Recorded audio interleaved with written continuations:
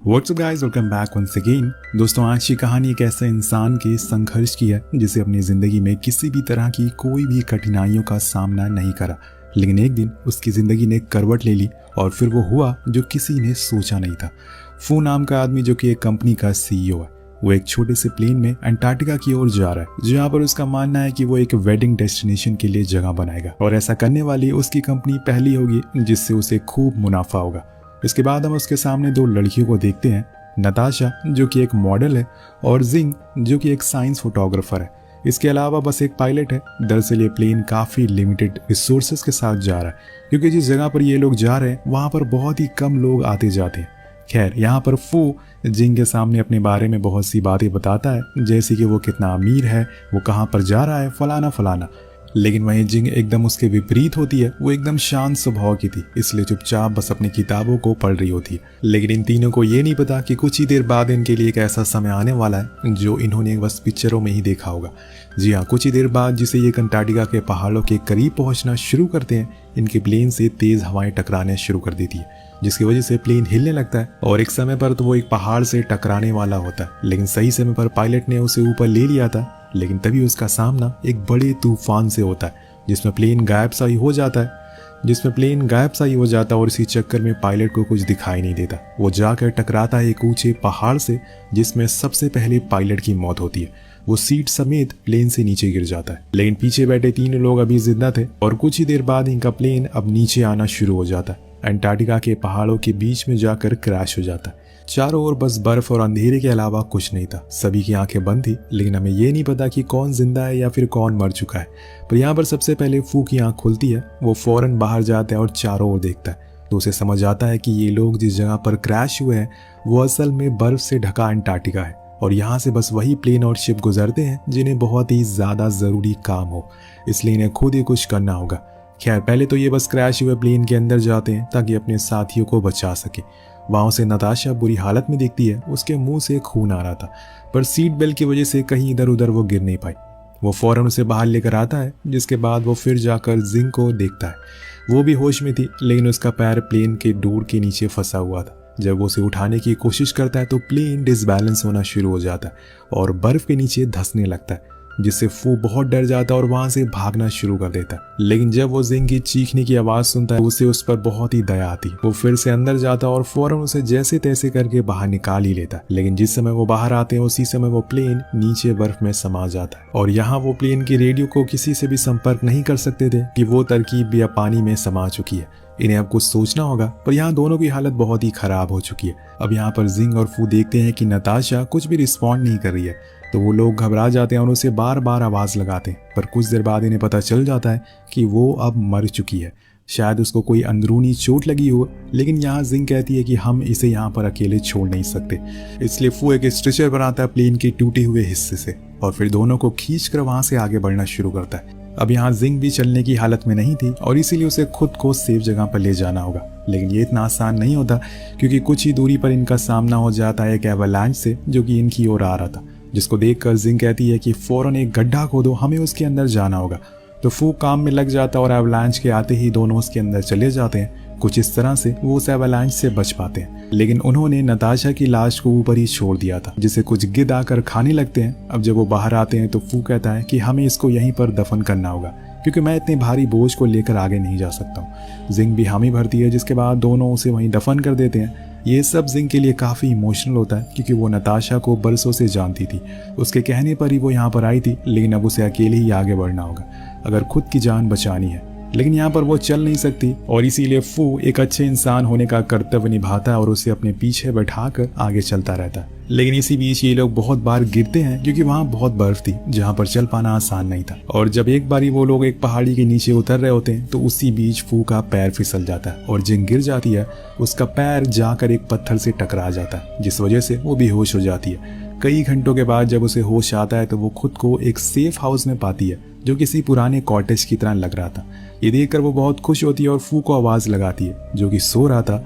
वो उसे thank you कहती है क्योंकि उसने उसकी जान बचाई थी, लेकिन वो उसे एक आखिरी रिक्वेस्ट करती है, जो ये थी कि उसे कैसे भी करके उसके पैर की हड्डी को सीधा करना होगा, वरना ऐसे में इन्फेक्शन की वजह से वो मर भी सकती है। लेकिन फू कहता है कि इसमें बहुत दर्द होगा, तुम्हें और मुझे ये करना भी नहीं आता। लेकिन जिंग उसकी नहीं सुनती और करने को बोलती है और फू बड़ी ही मुश्किल से उस काम को पूरा करता है जिसमें जिंग को बहुत दर्द होता है और वो बेहोश हो जाती है। लेकिन वो उसके पैर को सीधा कर देता है, लेकिन अभी भी वो प्रॉपर तरीके से सीधा नहीं हुआ था, इसलिए उसे कुछ दिन बेड पर रहना होगा। अब यहाँ पर फू कहता है कि मैं आसपास देख कर आता हूँ, क्या पता हमें कुछ काम का सामान मिल जाए। वो बाहर जाता है उसी टोपी को लगाकर जो नताशा की थी, क्योंकि वो उसकी आखिरी निशानी को अपने पास रखना चाहता था। अब वो कॉटेज के पीछे जाता है तो उसे वहाँ पर लकीली एक जनरेटर मिल जाता है, जो बहुत ही मुश्किल से लेकिन जैसे तैसे करके स्टार्ट हो जाता है और उसकी वजह से कॉटेज में लगा हीटर ऑन हो जाता है। तो ये देखकर जिंग बहुत ही अच्छा फील करती है। अब इसके बाद वो कुछ और चीज़ें ढूंढता है तो वहाँ पर उसे कुछ खाने पीने का सामान भी मिल जाता, जिस पर चाइनीज लैंग्वेज में चीज़ लिखा हुआ था, जिसे जिंग देखकर समझ जाती है क्योंकि ये कॉटेज असल में चाइनीज रिसर्चर्स ने बनाया था, यानी कि यही आसपास ही चाइनीज अरोरा स्टेशन है, जो अंटार्कटिका का एक मात्र रिसर्चिंग इंस्टीट्यूट है। और ये सुनकर फू बहुत खुश होता है और उससे पूछता है कि हम लोग वहां तक पहुंच सकते हैं। तो जिंग बताती है कि ये इतना आसान नहीं है, क्योंकि हमारे पास पहले तो खाना लिमिटेड है कि कुछ दिन बस चलेगा, उसके बाद जनरेटर में बस 200 लीटर का ही फ्यूल है, जो कि अप्रॉक्स 75 दिन चल सकेगा, लेकिन हमें बस उसे एक दिन में 4 घंटे ही यूज करना होगा। इसलिए हमारे पास जो भी कुछ है यही बस 75 दिन है। अभी तो समर चल रहा है, इसलिए कुछ दिन बाद विंटर आ जाएगा और हमें परेशानी और ज्यादा होगी, क्योंकि ठंड को झेल पाना बहुत ही मुश्किल होगा। ये सब बातें सुनकर फू तैयार था इस चैलेंज को लेने के लिए, क्योंकि अभी उनके पास कोई और रास्ता भी नहीं है। वो कहता है कि ठीक है, मैं हर रोज जाऊंगा बाहर अलग अलग डायरेक्शन में उस स्टेशन को ढूंढने के लिए, पर उसके लिए उन्हें एक प्रॉपर प्लान बनाना होगा, जो जिंग अगले दिन बनाती है और उसे समझाती है कि हमें बस 3 ही डायरेक्शन में जाना होगा जिसमें नॉर्थ नहीं है। लेकिन वो नहीं सुनता और फिर निकल जाता है। वो बस चलता ही रहता है और उसे बस दूर दूर तक बर्फ के अलावा कुछ नहीं दिखाई देता। और ऐसे ही 3 दिन बीत जाते हैं, लेकिन कुछ हाथ नहीं आता और इसीलिए अब वो जिंग की बताई हुई डायरेक्शन की ओर जाता है। वहां भी उसे कुछ हाथ नहीं आता, लेकिन जब भी वो लौट कर आता था तो वो जिंग को एक झूठी उम्मीद देता था कि उसने वहां पर कुछ देखा है, शायद कल उसे वहां कुछ मिल जाए, ताकि वो उम्मीद ना हारे। अब एक दिन जब वो अंटार्कटिका के साउथ पोल के पास होता है तो वहां सामना उसका एक आइसबर्ग से हो जाता है, जो कि बस टूटने ही वाला था, लेकिन वो सही सलामत बच जाता है। अब ऐसा ही करते करते 14 दिन बीत जाते हैं।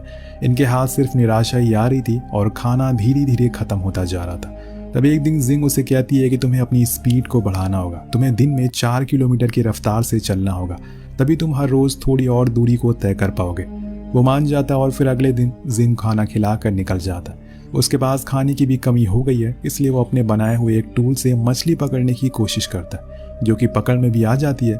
लेकिन वहाँ उसका सामना एक मुसीबत से हो जाता है, जो कि बहुत ही बड़ी होने वाली है। जब वो वापस लौट रहा होता है तभी उसी समय उसका पैर एक बर्फ पर पड़ता है, जिसकी वजह से वहाँ की सतह खिसक जाती है और वो नीचे जाकर एक बड़ी सी खाई में गिरता है और उसे पूरे 13 घंटों बाद होश आता है। जब वो अपने चारों ओर देखता है तो वो उम्मीद को खो देता है, क्योंकि यहाँ से बाहर निकल पाना मुमकिन ही नहीं है, क्योंकि ये गुफा चारों ओर से बंद है। और वो वहीं लेट जाता है, क्योंकि कुछ फायदा नहीं है। ऐसे ही उसी जगह पर 2 दिन का समय बीत जाता है। उधर जिंग उसके आने के इंतजार में भूखी पेट लेटी रहती है। उसे कुछ समझ नहीं आता कि असल में वो क्यों नहीं आया। बहुत देर होने के बाद वो खुद ही उठती है और जनरेटर को शुरू करने के लिए चली जाती है, क्योंकि बाहर बहुत तेज तूफान आ रहा था। वो रेंगते हुए वहां तक जाती है। अब उसे बहुत ठंड लग रही थी, लेकिन जनरेटर को शुरू करना इतना आसान नहीं था। वो बहुत कोशिश करती है, लेकिन हो नहीं पाता। उधर जब 2 दिन बीत जाते हैं तो फू को ख्याल आता है कि वो अगर मरा तो अकेले नहीं, बल्कि उसकी वजह से एक और जान चली जाएगी और वो जिंग की होगी। इसलिए वो फिर से उठ खड़ा होता है और चारों ओर देखता है। एक जगह पर उसे एक छोटी सी दरार दिखाई देती है, जिसके सहारे से वो ऊपर चढ़ना शुरू करता है। शायद वो उसके ऊपर तक पहुंचा दे। उधर दूसरी ओर हम जिंग को देखते हैं, जो अब हिम्मत हार चुकी थी, क्योंकि जनरेटर शुरू हो ही नहीं रहा था। उसे अब शायद ये भी यकीन हो गया था कि फू मर चुका है, इसीलिए वो वहां पड़ी एक नुकीली सी चीज से अपने हाथ की नस काट लेती है, जिससे वो बेहोश हो जाती है और वहीं पड़ी रहती है। लेकिन दूसरी तरफ फू बर्फ से होते हुए अंधेरे में जिंदगी से लड़ रहा था और उसकी हिम्मत रंग लाती है। फू ने कर दिखाया था, वो बर्फ को चीरते हुए ऊपर आ जाता है और भागते हुए कॉटेज की ओर जाता है, जहां उसे जिंग जनरेटर के पास पड़ी हुई मिलती है। वो चेक करता है तो उसकी सांसें चल रही थी और वो होश में थी, इसीलिए वो फौरन उसे उठाकर अंदर ले जाता है और उसको मरहम लगाता है। होश में आने पर वो उसे समझाता है कि तुम्हें हिम्मत नहीं हारनी है। अभी अभी मैं मौत से लड़कर आ रहा हूँ और यहाँ तुमने पल भर में ही खुद को मारने का फैसला कर लिया। अब ऐसे कोई भी बड़ा कदम मत उठाना। जिंग कहीं ना कहीं अब फू को पसंद करने लगी थी, क्योंकि वो अपनी पूरी कोशिश कर रहा था यहाँ से बाहर निकलने की, पर अफसोस उसके हाथ अभी कामयाबी लगी नहीं है। खैर, अभी ने यहाँ पर रहते हुए पूरे 40 दिन से ऊपर हो चुके थे। अब ऐसे ही एक दिन जब फू फिर से उस स्टेशन को ढूंढने के लिए बाहर जाता है, अब ज्यादा ठंड होने की वजह से उसकी आंख की रोशनी काम करना बंद कर देती है। उसे सब कुछ ब्लर दिखाई देने लगता है। इसलिए वो वापस लौटना शुरू कर देता है, लेकिन आते आते उसे कुछ भी दिखाई नहीं दे रहा था, यहाँ तक कि अपना कॉटेज भी। और इसी वजह से वो गिरना पड़ना शुरू हो जाता है और जोर जोर से जिंग को आवाज लगाता है। उसकी किस्मत अच्छी थी कि जिंग उसकी आवाज सुन लेती है और बाहर आकर उसे सही डायरेक्शन बताती है, जिसकी मदद से वो उसके पास पहुंच जाता है और उसे गले से लगा लेती है। वो उसे बताती है कि ऐसा इसलिए हुआ क्योंकि यहाँ पर बर्फ की किरणें बिना किसी रिफ्लेक्शन के पड़ती हैं और ऐसे में इसे देखने में कोई भी आदमी अंधा हो सकता है। वो उसे एक कपड़े को बांधने को देती है, जिससे 3 दिन बाद वो सही हो जाता है। अब वो दोनों अच्छे दोस्त बन चुके थे और सही होने के बाद वो एक बार फिर बाहर जाता है उसी कपड़े को बांधकर, लेकिन इस बार वो किसी खाई में नहीं बल्कि समुद्र के ठंडे पानी में गिर जाता है, क्योंकि जहाँ पर ये खड़ा है वहाँ की सतह बहुत ही कमजोर होती है। वो बहुत कोशिश करता है ऊपर आने की, लेकिन कोई फायदा नहीं होता। तभी उसकी नजर कुछ पेंगुइन पर जाती है जो एक रास्ते से ऊपर आ रही थी और वो उनके पीछे जाता है। धीरे धीरे तैरता हुआ ऊपर आ जाता है और उसका खून अब जमना शुरू हो गया था, क्योंकि उसका पूरा शरीर गीला हो गया था। ऊपर से यहाँ की हवा उसका खून जमा रही थी। वो जैसे तैसे चलता है, लेकिन उसके बाल दाढ़ी सब कुछ जम चुका था, लेकिन उसने हिम्मत नहीं आ रही थी। वो चलता रहा और फाइनली कॉटेज तक पहुंच जाता है, पर जिंग उसकी ऐसी हालत देखकर बहुत डर जाती है और फौरन उसके साथ सो जाती है ताकि उसको थोड़ी गर्मी मिल सके। अब अगले दिन फू की हालत थोड़ी सी बेहतर होती है, जिसके बाद वो फिर से निकल जाता है, लेकिन यहाँ वो देखता है कि उसके शूज, उसके जूते तो है ही नहीं। दरअसल वो उस दिन पानी में गुम हो गए थे, इसलिए वो नताशा की लाश के पास जाता है और उसके जूते को बाहर निकाल लेता है और उसे पहन लेता है। अब यहाँ वो फिर से आगे बढ़ता है और अब उन्हें 50 दिन के ऊपर हो गए थे, लेकिन कुछ भी हाथ नहीं आया था। उधर अब जिंग के पैर भी धीरे धीरे ठीक होने लगे थे। फू उसे रोज थोड़ा थोड़ा एक्सरसाइज करवाता है ताकि वो जल्दी चलना शुरू कर दे। पर एक दिन उनके दरवाजे पर किसी की दस्तक होती है। उन्हें लगता है कि शायद ये पोलर बियर हो सकता है, इसीलिए वो डर जाते हैं। लेकिन जब वो गेट खोलते हैं तो वहां पर उन्हें एक पेंगुइन मिलती है जो उनके कॉटेज के अंदर आने लगती है। फू उसे मारने की कोशिश करता है, लेकिन जिंग ऐसा करने से मना करती है और उसे एक पेट की तरह रखना शुरू कर देती है। अब दोनों ही एक दूसरे का साथ को पसंद करने लगे थे। एक दिन फू उसे अपने बनाए हुए एक स्केटिंग से बाहर घुमाने भी ले जाता है। उसके पीछे पीछे वो पेंगुइन भी आती है। एक जगह दोनों बैठकर आराम करते हैं। तभी जिंग गौर करती है कि उसके नाक से खून आ रहा है, लेकिन वो इस बारे में फू को कुछ नहीं बताती। एक दिन जब वो दोनों किसी बात पर खूब हंस रहे होते हैं कि तभी फिर से जिंग की नाक से खून आने लगता है और इस बारी फू ये देख लेता है। वो उसे बताती है कि असल में विटामिन ई की कमी से हो रहा है। मुझे वेजिटेबल की जरूरत है। अगर ऐसा ही चलता रहा तो कुछ दिन में मेरे दांत टूटने लगेंगे और फिर मेरे बाल झड़ने लग जाएंगे और धीरे धीरे मैं मर जाऊंगी। लेकिन तुम मेरे लिए परेशान मत हो, तुम्हें खुद के लिए जिंदा रहना है। वो पूरी रात फू जाकर बिता देता है, क्योंकि अब जिंग से वो प्यार करने लगा था। वो ऐसे तो उसे मरने नहीं दे सकता। जब अगली सुबह होती है तो वो जिंग को प्रपोज करता है, और वो भी बस एक इमेजिनेशन रिंग के साथ। वो उसे वादा करता है कि अगर उसके दांत टूट गए, अगर उसके बाल भी झड़ गए, तो तब भी वो उसके साथ रहेगा, चाहे कुछ भी हो जाए। वो उसे मरने तो नहीं देगा। फू कहती है कि मैं भी तुम्हारे साथ रहना चाहती हूँ, लेकिन शायद ऊपर वाले को मंजूर नहीं है, और इसीलिए तुम बार बार यहाँ पर लौट कर मत आया करो। अब तुम स्टेशन को सिर्फ ढूंढो, मैं अपना ख्याल खुद रख लूंगी। लेकिन फू नहीं सुनता। वो बार बार वापस आता है, क्योंकि वो उसे अकेले नहीं छोड़ सकता।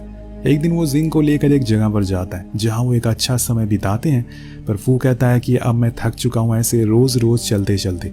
शायद हम दोनों का यहीं पर मरना लिखा हुआ है। लेकिन वो कहती है कि मरना मेरी किस्मत में है, तुम्हारी नहीं। तुम्हें खुद के लिए चलना होगा। हमने इतने दिन साथ बिताए हैं, उसको एक अच्छी एंडिंग देनी है तुम्हें। इसलिए अगले दिन वो फिर से चलना शुरू कर देते हैं, और इस बार उनका सामना तूफान से होता है। वो पूरा बर्फ से जम चुका था, लेकिन फिर से खड़ा उठता है और आखिर में वो एक साइन के पास पहुंचता है जो असल में चाइनीज अरोरा रिसर्च सेंटर का था।